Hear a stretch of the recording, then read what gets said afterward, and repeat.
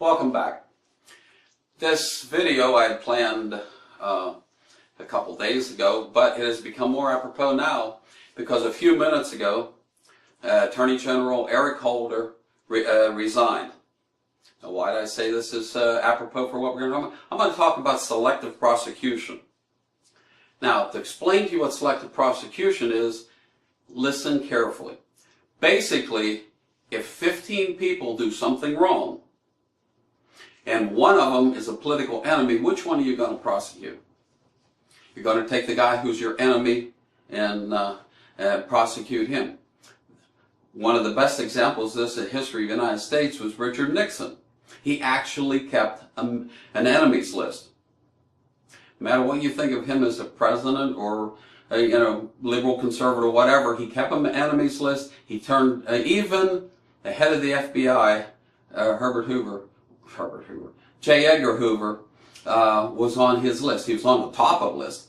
He had the IRS after him. He had people investigating people, and that was his downfall. Since then, people have perfected selective prosecution. Two examples I want to talk about now, which I think are absolutely imperative that you understand. The first was back in right after the Benghazi attack in September of 2013. They denied, I think because of the guilt the government felt over having these 4 guys die for nothing, they denied it was actually any terrorists, but it was caused because of a filmmaker made a movie that wasn't flattering to Muhammad.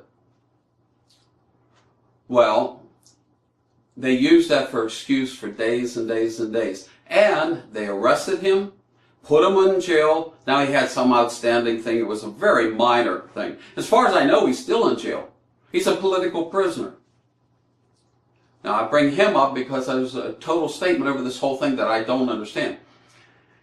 Now, flash forward a few days ago, well, in May, Dinesh, who made the documentary Obama's America, was arrested and prosecuted for 2 counts of election fraud.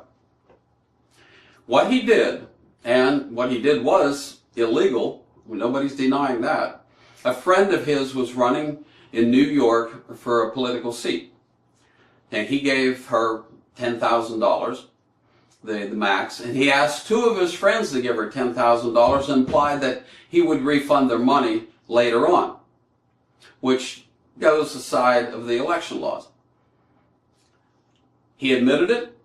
He did a mea culpa, and 2 days ago he was sentenced to like 9 or 10 months in some facility where he's going to be teaching English to immigrants and probably working on his next 2 films.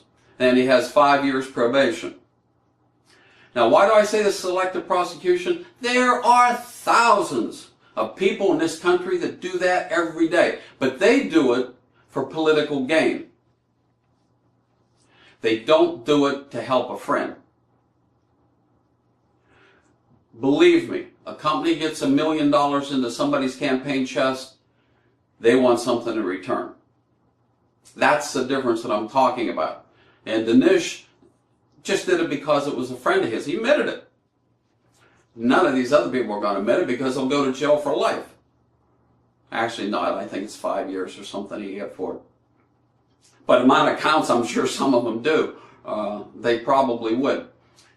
The thing is, then the thing that I do not understand is Hollywood. The first case was a filmmaker that made a film that upset people around the world. When they made the Temptation of Christ and upset 100 million Christians around the world, nobody said anything. But this upset the Muslims around the world, and Hollywood hasn't opened their mouth about, hey, this is filmmaker. He's got First Amendment rights. He can do whatever he wants to do.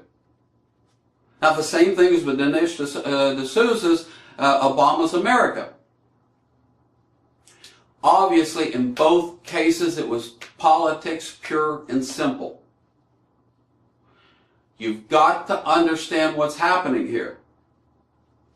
Just as, I'm going to paraphrase something that was said in the 1930s before World War II.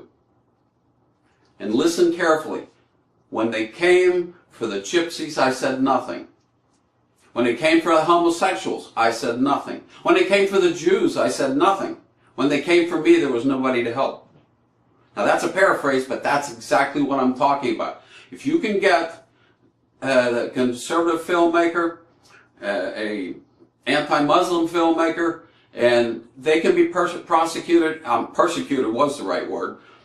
If they can be prosecuted, they can come after you. It's not always going to be a liberal government in there, for one thing. If it's a conservative government, and that's the standard, yeah, they'll come after you. More than likely, when we have a change of government, they'll come after all of us.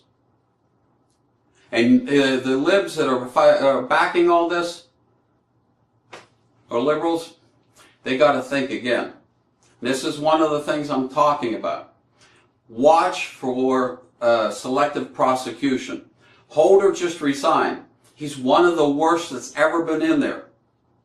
He wouldn't prosecute some election fraud situations in Philadelphia because it was a, I forget what the name of the group was. It was a black group up there.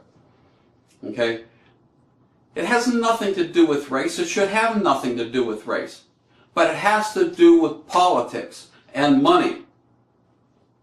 And it's going to be one of the things that will lead to our downfall. I want you to make comments on this video or any of the other videos. Please hit the like button.